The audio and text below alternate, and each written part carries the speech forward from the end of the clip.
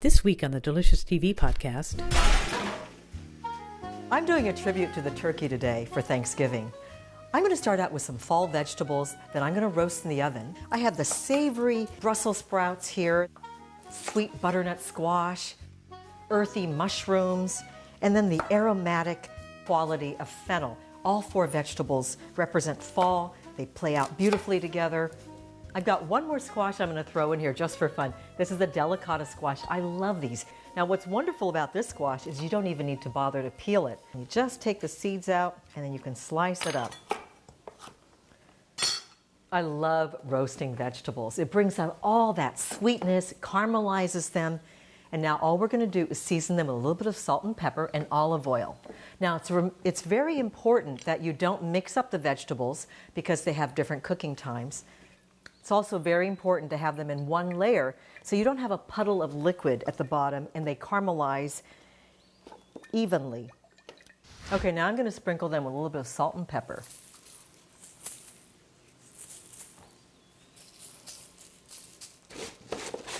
You notice that I didn't bother to mix this up in a bowl. I just do it right on the pan. It makes the whole job much easier. And then we're going to get them in a 450-degree oven for about 20 to 30 minutes, depending on the veggies.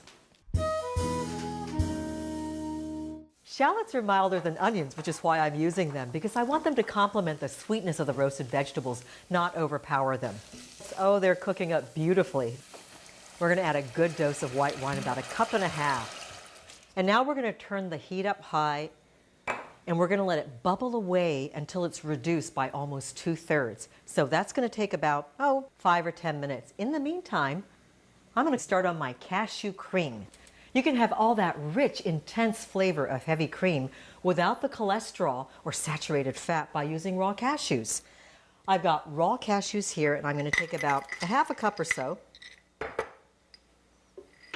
put them right into my blender, and I'm going to get 1.5 cups of water. It's a 3-to-1 ratio of water to cashews, so you can make this in any quantity.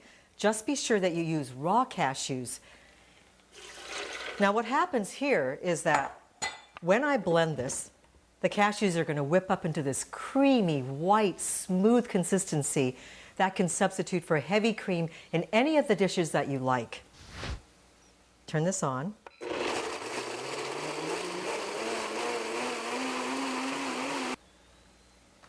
Now look at this, it's so creamy and white and smooth. Now I've got a high-speed blender, but if you don't have a high-speed blender, all you have to do is soak your raw cashews in water for about 3 to 4 hours and drain them, and that'll make them soft enough to puree in any kind of blender. All right, let me check on the shallots and white wine. Okay, I think the shallots and the wine are just perfect. Do you see how much the wine is reduced? And they're just barely clinging to the shallots. Now the most amazing thing happens when you add cashew cream to something. It thickens up all by itself. I don't have to add any flour, any cornstarch, no thickening agent. It'll thicken up to coat the back of the spoon beautifully just by itself. All right, now I'm going to add my herbs. I've got some sage and some thyme that I've chopped up. Season it with a little bit of salt and some pepper. And we're just going to simmer that for a minute just to thicken it up so it coats the back of the spoon.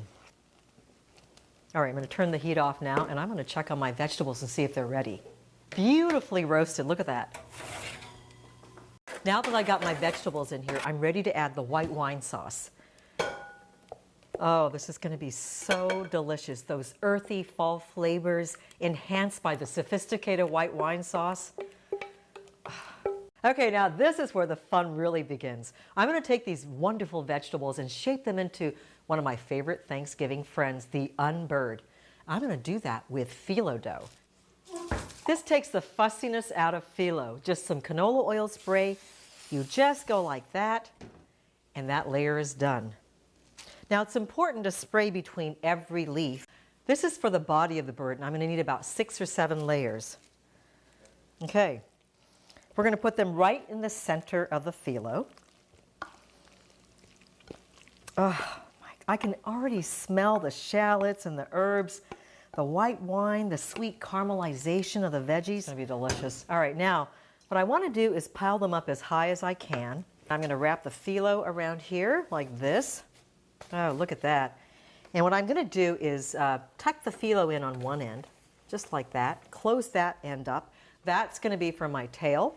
I'm just going to kind of prop it up like this to shape it a little bit more like a bird. It's easier to do if you've got the fillo on there. And you want to make sure you spray the outside as well so it gets nice and brown and crispy and flaky. Okay, now I'm going to put this in the oven at 375 degrees for about 30 to 40 minutes until it's crispy and brown and beautifully golden. In the meantime, we're going to cut some wings and some tail feathers. Just something like this. And once again, we have to make sure that we spray between each layer. And the reason we're doing this separately is because the wings and the tail feathers are going to cook up much faster than the entire body of the bird. And if you want, you don't have to. You can just sort of snip, snip, snip like this and cut a triangle. And do the same thing on the other side. And then we're going to cook the tail and the feathers separately for about 10 minutes at 350 degrees. Looks so delicious. All right, all we have to do is lean it up against this. It's just for fun. Okay, I'm going to select one of my squash here. Find one that sort of looks like a turkey head and neck. Ah, here's the one. Voila! Here's my phyllo encrusted roasted veggie Unbird. I think I'm going to dig in before it decides to fly away.